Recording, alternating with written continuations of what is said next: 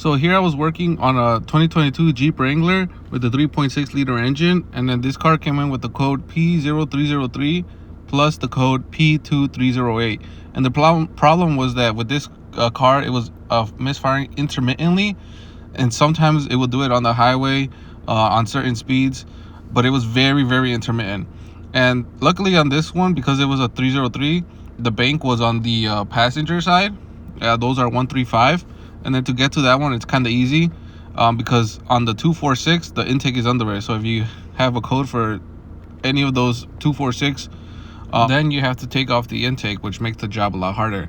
But like I said, if you have these codes, to diagnose it, it's as easy as switching, for me, the number 3 coil with either the 1 or the 5. The 5 is the easier one for me, so I switched the 3 with the 5. Then you erase the codes, and then you drive it around until it starts to misfire, and then sets the check engine light again.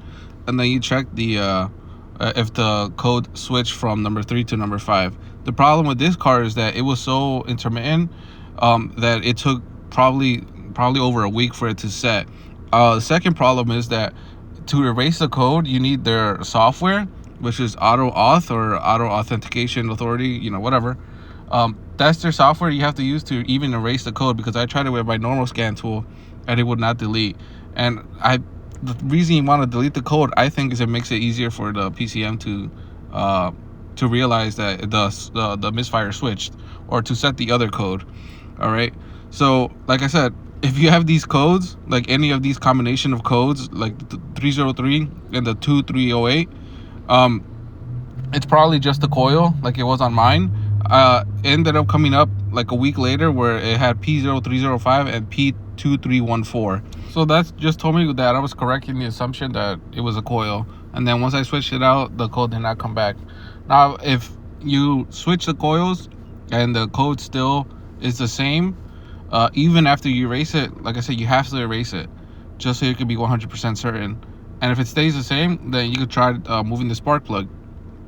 And then after the spark plug, if it's still the same, then you probably have like a wiring issue or a PCM issue. All right, the only reason I wanted to make this video is because of this of these extra codes, the P2308, 2314, insufficient ionization. Basically, it just means that the spark plug didn't fire. All right, so if you have any questions, just let me know and I can try to help you out.